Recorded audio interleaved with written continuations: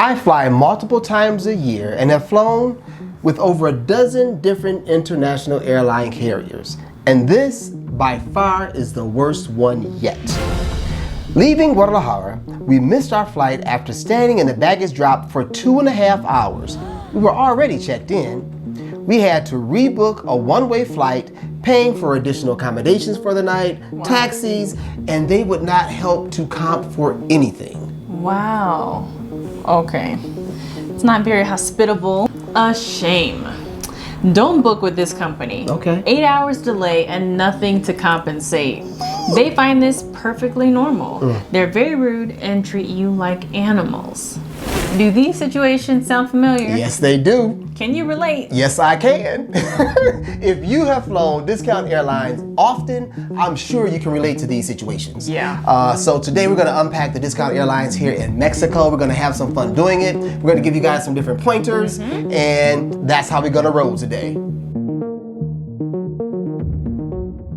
Hey guys, welcome back to our channel. My name is April. My name is Rondell. And you already know what we're diving into today. Yes, Lord. So look here, why don't you guys do us a favor? Go ahead and hit that like button right now, because you know we're about to get down. You're going to enjoy this content. And if you have not subscribed. Right. The algorithm led you here, or you stumbled upon our video, go ahead and hit that subscribe button. Join our family and hit that notification bell so you know when our next video drops. That's what's up, you guys. So today we are unpacking the Discount Airlines in Mexico, the major big boys. We are talking about Viva Aerobus and Volaris. So yeah, man, these airlines are the major airlines that take care of domestic travel here in Mexico. And there are so many different nuances. We're just gonna start from the top, work our way down, and just talk our way through this thing. All right. You good? I'm good. Let's go. Volaris is Mexico's largest domestic air carrier. It flies 43 domestic routes and 24 international routes and covers 5 different countries: Costa Rica, Guatemala, Mexico, the United States, and Colombia. As the largest carrier, it has hubs in all of the major cities here in Mexico: Mexico City, Guadalajara, Tijuana, and Monterrey. And it's a discount airline here in Mexico. Viva Aerobus is also a budget carrier in Mexico. They're smaller than Volaris, but they still travel all throughout Mexico. They have hubs in Monterrey and an office in Cancun as well. They have 38 domestic destinations, 12 international destinations, and they fly to 4 countries: Mexico, the US, Colombia, and Cuba.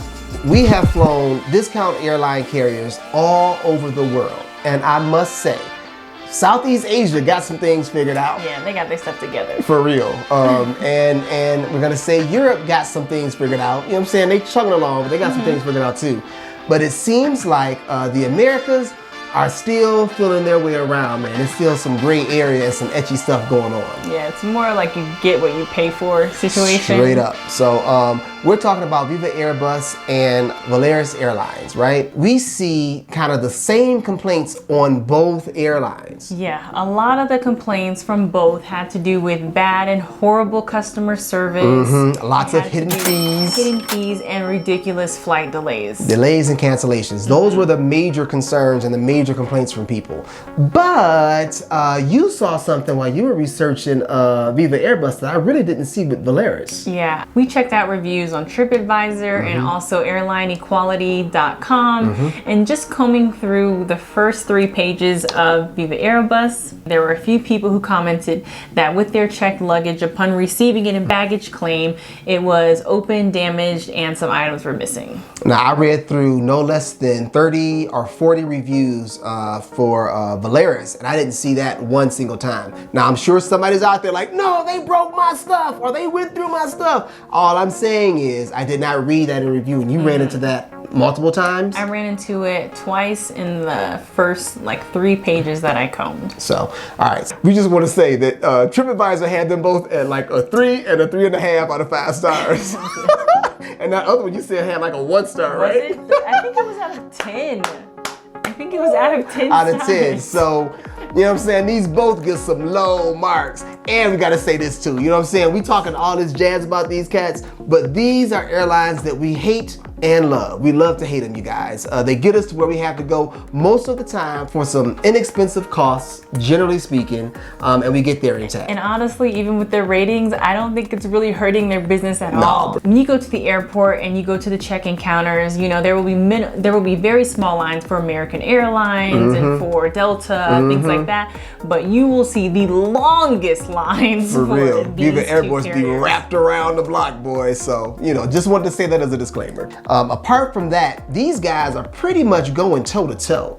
Yeah. One of the major differences with Volaris, though, Volaris is the big boy. It is the major domestic carrier for all of Mexico. They have a partnership with another discount airline in another country called Frontier. Yeah, if you're in the U.S., you might know about I mess with Frontier. Frontier offers flights from specific or smaller airports on certain days for good prices. Realness. That's how I used to come see you all the time.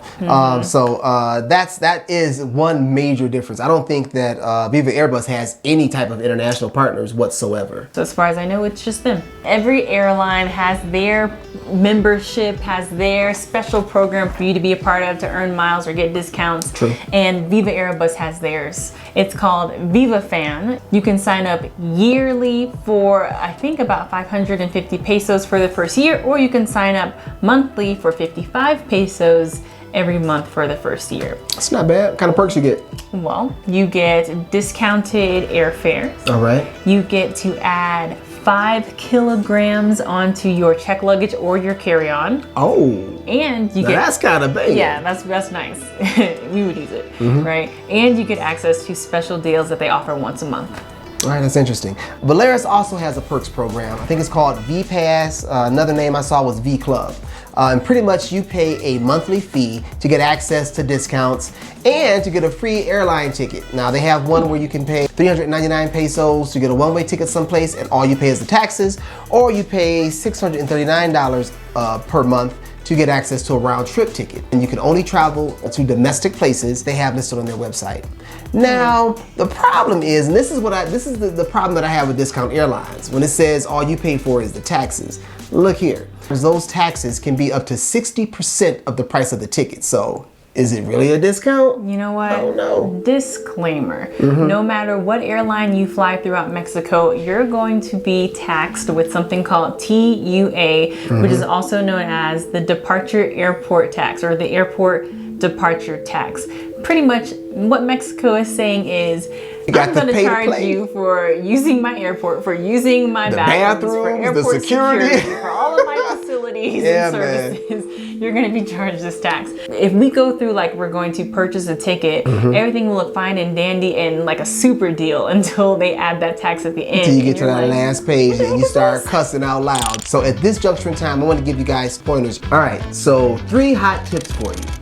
First off, be sure you're going in, searching for those tickets in incognito mode. That is ultra important. Number 2 is don't be fooled by the low price that you see on Google Flights or that you see advertised on the website initially, because once you go through with the booking, you'll see lots of fees that might be added to your final price. So you're going to incognito mode and you're going all the way through to the point of purchase. You can see what the actual price of the ticket is before you compare it to other prices. And lastly, be sure to check in early as possible. In a lot of the complaints that we read, with Volaris especially, they overbook flights. It seems like a routine thing because there are lots of complaints about people not making their flights. So check in as early as possible to make sure that your seat is reserved. Those are our tidbits, you guys. Now guys, we're a little hungry, so for real. To our local taco stand, our neighborhood taco joint. Taqueria. Yeah, man. Yep, so we'll see you out there.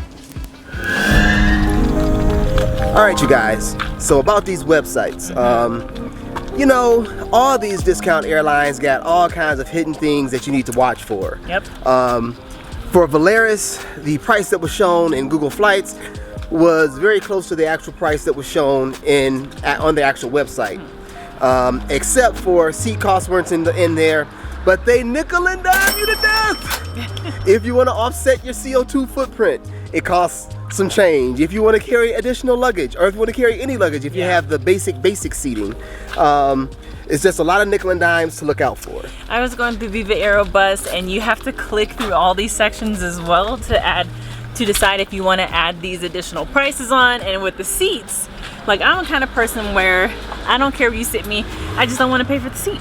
So I'm like, okay, I'm not going to choose my seat. But they're like, oh, we chose one for you, and you can accept it or you can change. So nice. That's so nice. But they choose for you is one that you have to purchase. So you need to be able to navigate your pricing, clicking through and not accepting. For Volaris, you have to not accept a lot of things that they're offering you if you want to get the price that you see in Google Flights. For the seating, you can actually opt to choose your seating later. And at check-in, they'll ask you to choose your seat, and you don't have to choose a seat, and one will be assigned to you. Now, the total price for the ticket I looked up in Viva Aerobus came to about $79. Wow. And $50 of that was that TUA airport departure fee. That's funny as heck, because we did the same search the same day, and all of her tickets on Google Flights were cheaper than the tickets that I was looking at for Volaris. But the bottom line is, when we got done with everything, my ticket was $66 and yours was $79. Not that much was different between the two websites. They have improved both of their websites over the last couple of years. But what has remained is the nickel and dimes, baby. You gotta watch out for them. Yeah.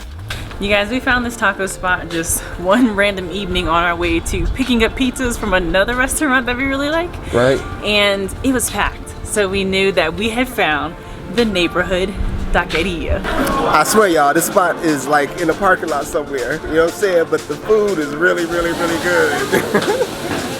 Woo.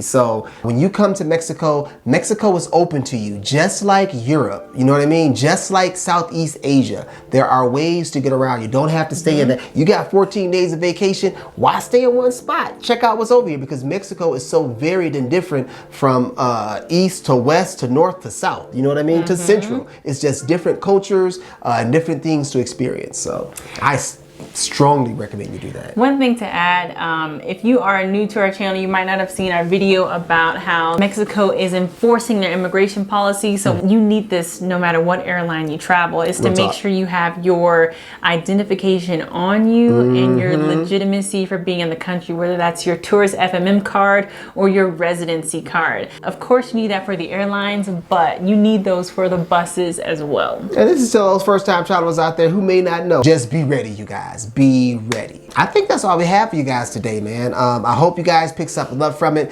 These discount airlines are the real deal. You can get some tickets for relatively cheap, but there's a lot of things that you need to be checking for, and you have to protect yourself. Let us know in the comment, what is your preferred way to travel, especially if you're traveling in and around Mexico? Do you go for those budget airlines, or do you prefer to take the bus, or do you just stick with major carriers like Aeromexico? You know, well, they're let pretty us know, popular. and let us know why. All right, so look, you guys, that's all we have for you today. We really enjoyed having this conversation. So thank you guys for joining us in our video today. Don't forget to hit that like button if you stayed all the way to the end.